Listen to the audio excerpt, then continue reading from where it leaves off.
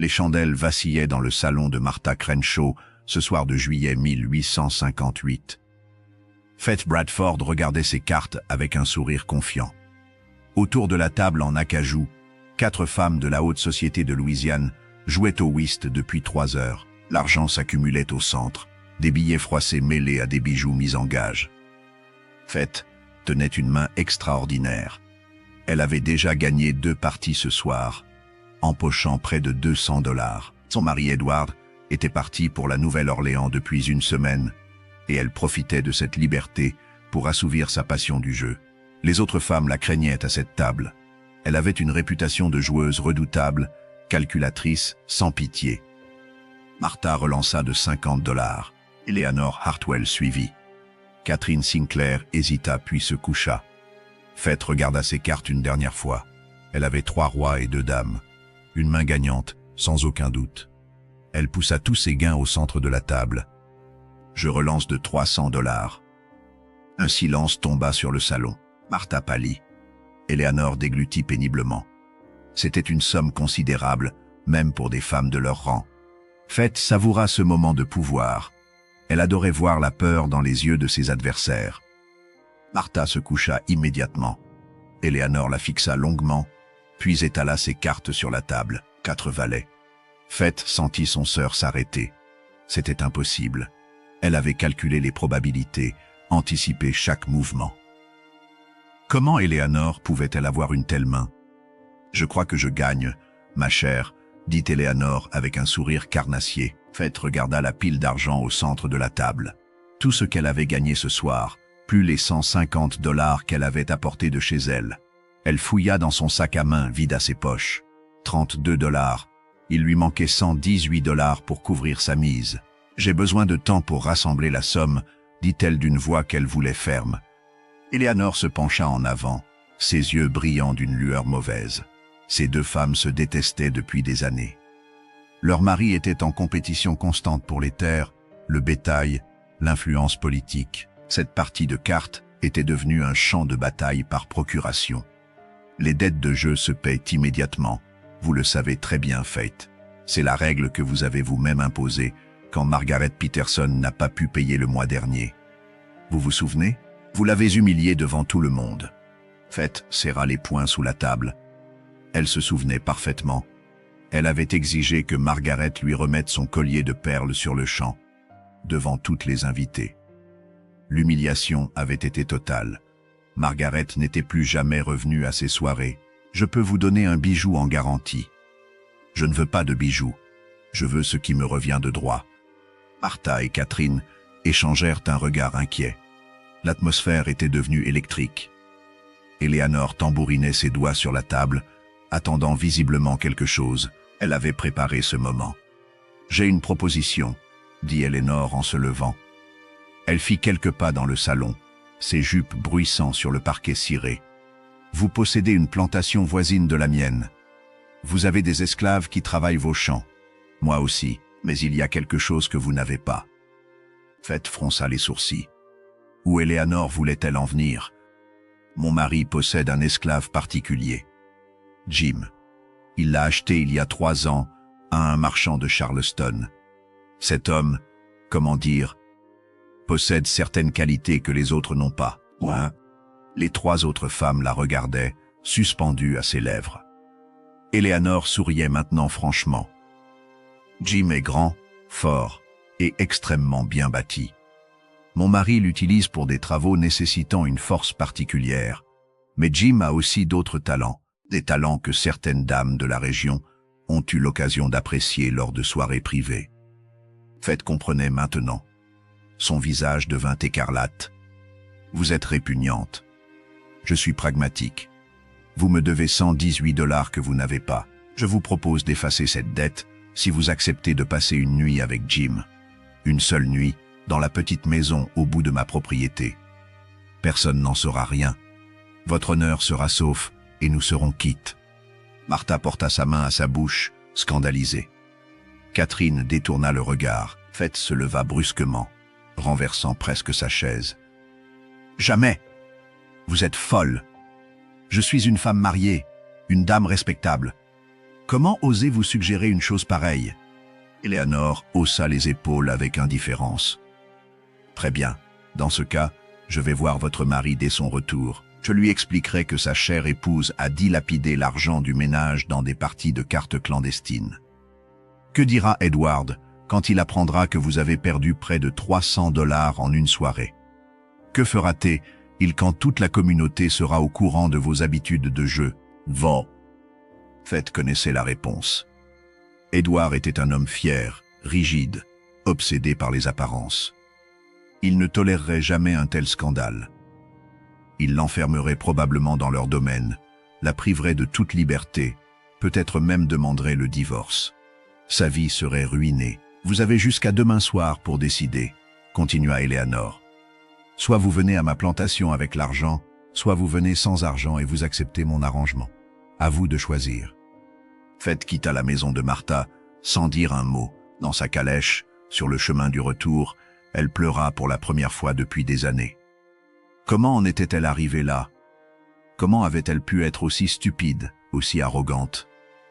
Faites ne dormit pas cette nuit-là. Allongée dans son grand lit vide, elle tournait et retournait le problème dans sa tête. 118 $, une somme qu'elle ne pouvait pas rassembler sans que son mari le sache.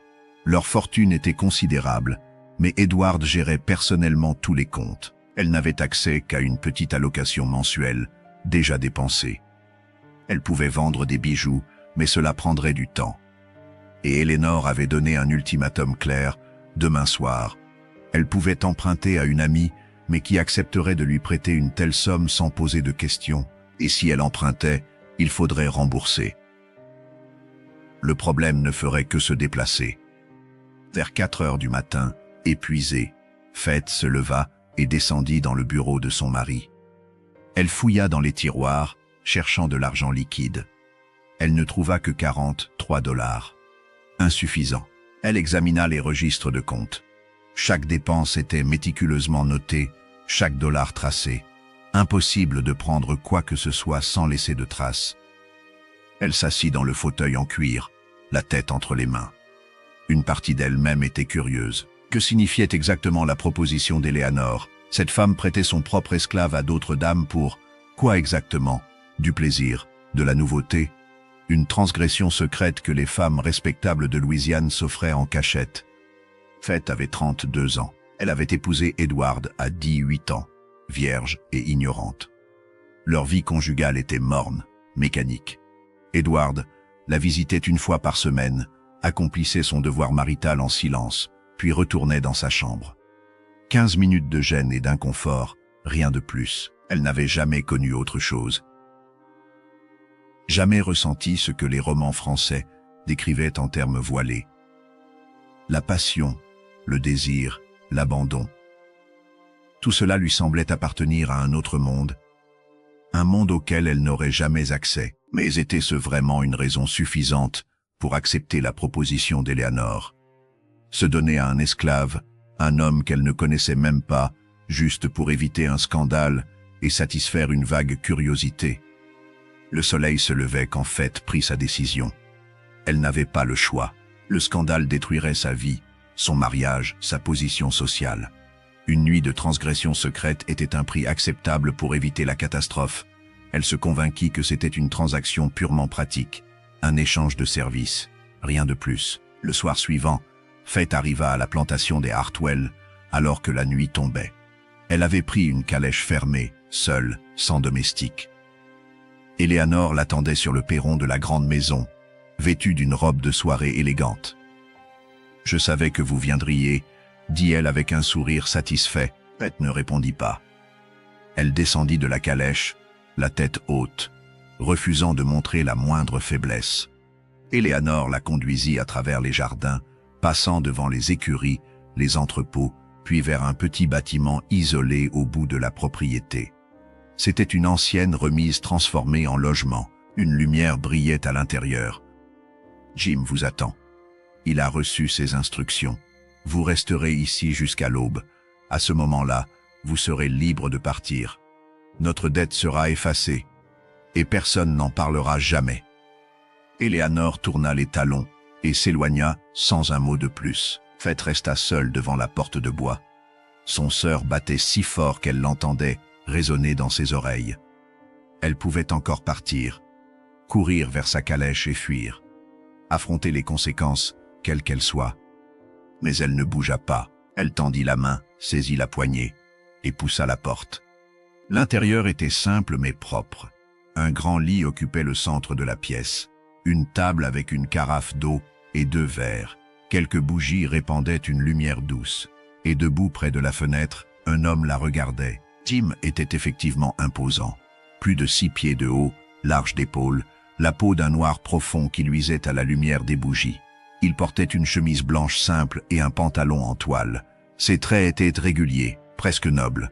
Ses yeux, surtout, la troublèrent. Il n'exprimait ni la soumission servile qu'elle attendait, ni la brutalité qu'elle craignait. Juste une observation calme, presque indifférente. « Madame Bradford », dit-il d'une voix grave et posée.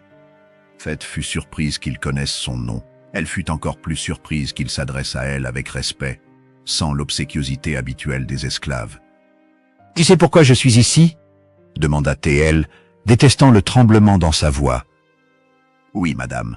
Madame Hartwell m'a expliqué la situation. » Un silence gêné s'installa. Pet ne savait pas quoi faire. Elle n'avait jamais vécu une situation pareille. Devait-elle donner des ordres, attendre qu'il prenne l'initiative, fuir en hurlant? Jim sembla comprendre son malaise. Il s'approcha lentement, sans geste brusque, comme on approche un animal effrayé. « Vous n'êtes pas obligée de rester, madame. Si vous préférez partir, je dirai à madame Hartwell que tout s'est passé comme prévu. Elle ne saura jamais que vous êtes reparti après 5 minutes. » Cette proposition inattendue désarçonna complètement Fête. Elle avait imaginé un homme brutal, avide, profitant de la situation.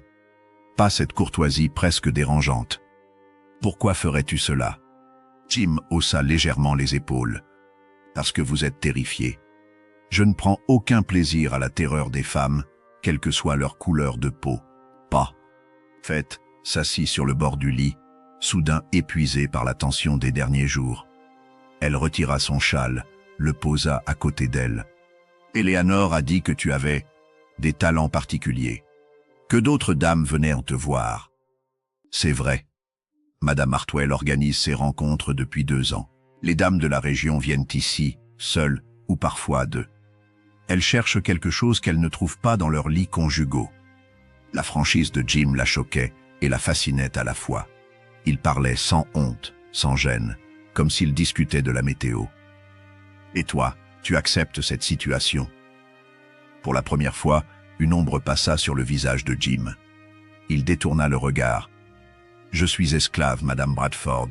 Je n'accepte ni ne refuse. J'obéis. Mais si je dois obéir, autant que ce soit à quelque chose de moins terrible que ramasser du coton sous le fouet. Madame Hartwell me traite correctement. Je dors dans cette maison, je mange à ma faim, je ne suis jamais battu. En échange, je satisfais les désirs de ses amis. C'est le marché. » Fête comprenait maintenant pourquoi Eleanor avait choisi cette forme de paiement. Ce n'était pas seulement une humiliation, c'était aussi une initiation à un monde secret, un club informel de femmes de la haute société qui transgressaient les règles en cachette. Combien de femmes sont venues ici? Une quinzaine, je dirais. Certaines une seule fois, par curiosité, ou pour régler une dette comme vous. D'autres reviennent régulièrement. Elle paie madame Hartwell pour ses visites. Fête se leva et marcha jusqu'à la fenêtre. Dehors, la nuit était complète.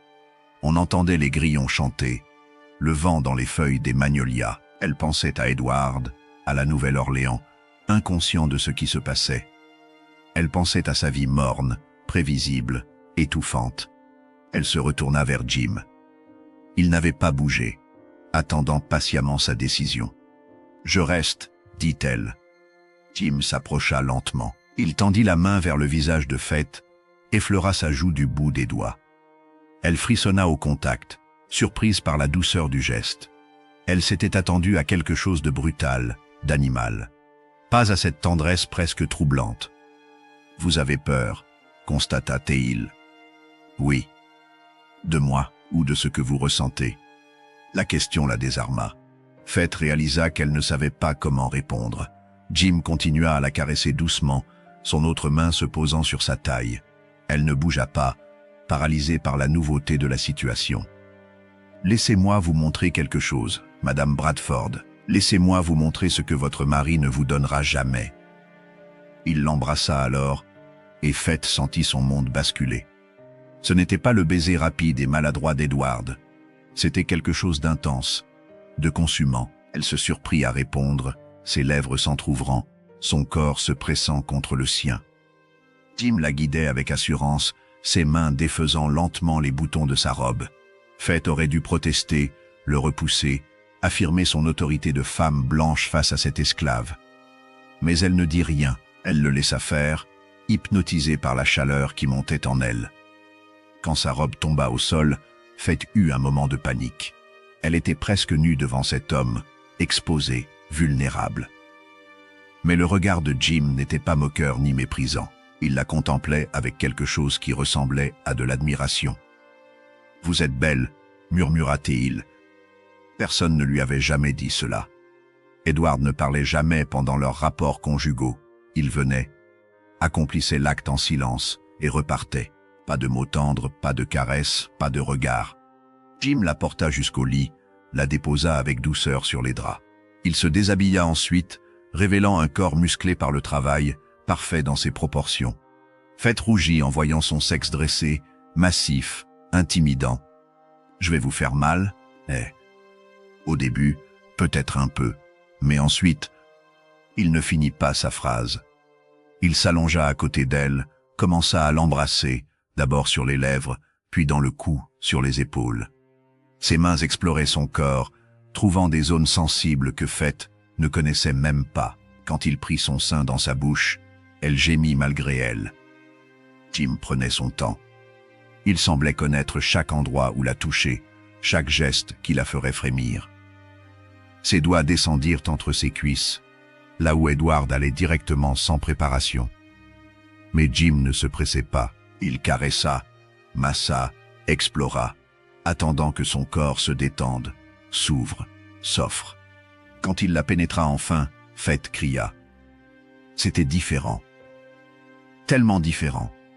Plus profond, plus intense, presque douloureux, mais d'une douleur exquise qui se transformait rapidement en plaisir. Jim bougeait lentement au début, la laissant s'habituer, puis plus vite quand il sentit qu'elle était prête. Faith s'accrocha à lui, ses ongles griffant son dos. Elle ne contrôlait plus rien.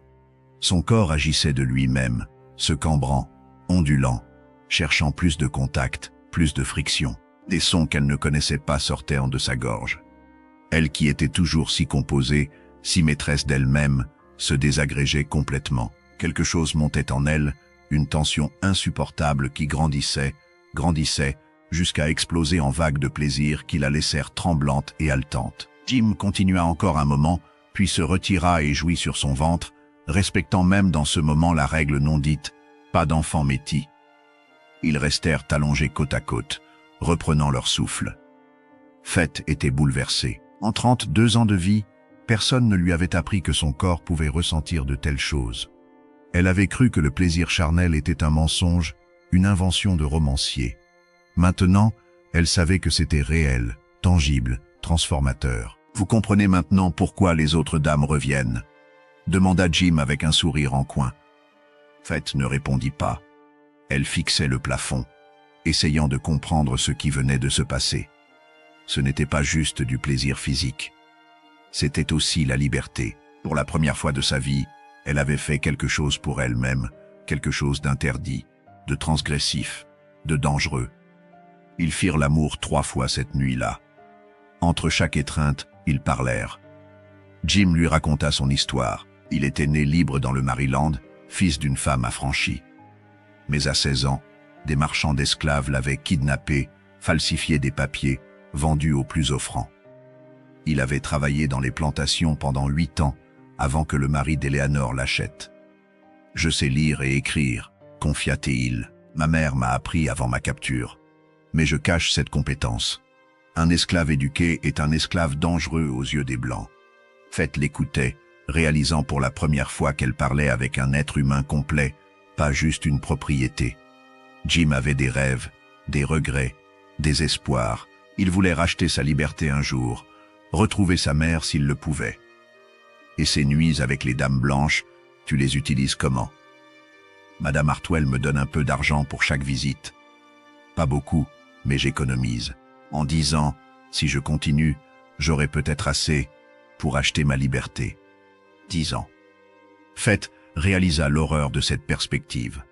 10 ans à servir sexuellement des femmes qu'il ne choisirait pas, juste pour avoir une chance d'être libre. Et encore, rien ne garantissait que le mari d'Eleanor accepterait de le vendre. Quand les premiers rayons du soleil traversèrent la fenêtre, Faith se leva et se rhabilla. Jim l'aida à boutonner sa robe, ses doigts agiles travaillant rapidement. Il y avait une intimité étrange dans ce geste domestique après une nuit de passion. « Vous allez revenir ?» demanda T-Hill. Faith ne savait pas quoi répondre. Une partie d'elle voulait dire oui immédiatement. Revenir chaque semaine, retrouver cette sensation de liberté et de plaisir. Mais une autre partie, la partie rationnelle, savait que c'était dangereux. Chaque visite augmentait le risque d'être découverte. « Je ne sais pas. » Jim hocha la tête, sans paraître déçu. « Si vous revenez, vous savez où me trouver. Si vous ne revenez pas, cette nuit restera un secret. » Faith quitta la petite maison, traversa les jardins déserts. Le domestique d'Eleanor l'attendait avec sa calèche. Il ne posa aucune question, garda les yeux baissés. Il savait probablement tout, mais son silence était acquis.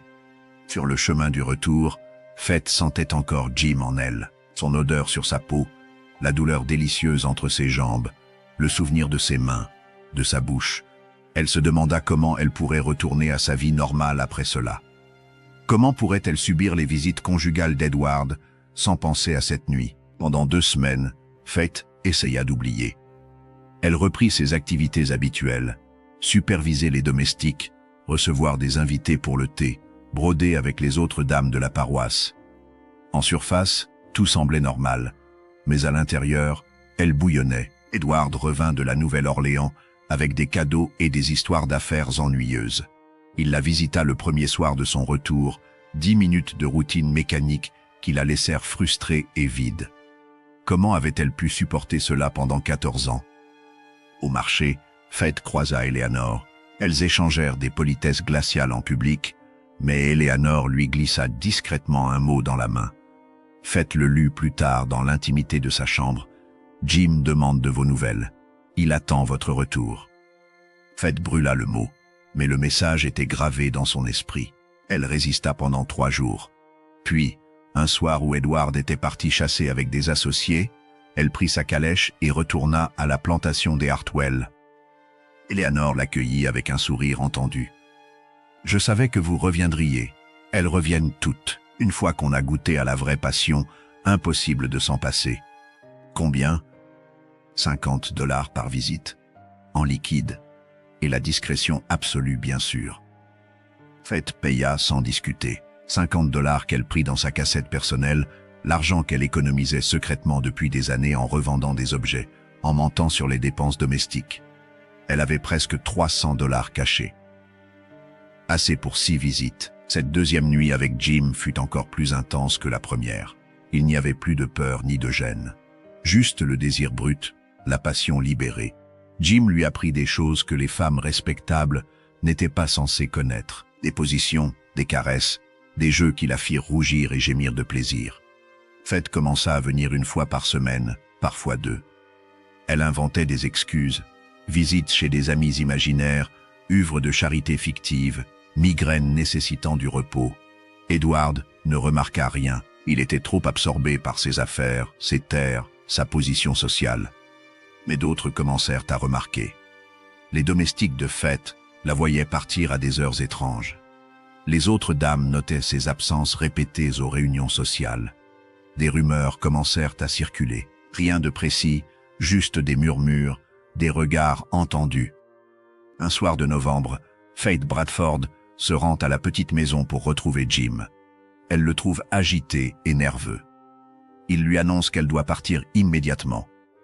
Monsieur Hartwell vient de découvrir les arrangements secrets de sa femme Eleanor. Furieux, Il compte vendre tous les esclaves impliqués. Jim sera vendu à un marchand qui l'enverra travailler dans les champs de coton du Mississippi. Faith sent son sang se glacer. Elle avait cru que ses visites resteraient secrètes, sans conséquence. Mais Jim va payer le prix de ses plaisirs égoïstes. Elle demande combien coûterait son rachat. 1200 $. Mais même avec cette somme, comment justifier auprès d'Edward l'achat d'un esclave mâle? C'est lui qui gère ses transactions. Faith rentre dévastée, cherchant une solution pendant 3 jours. Vendre ses bijoux prendrait des semaines. Emprunteur serait impossible.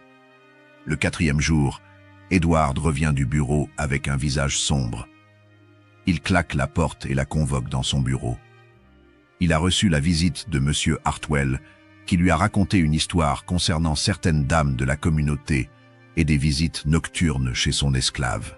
Hartwell n'a pas donné de nom, mais menace de rendre publique la liste complète si ces visites continuent. Edward demande à Faith de nier toute implication.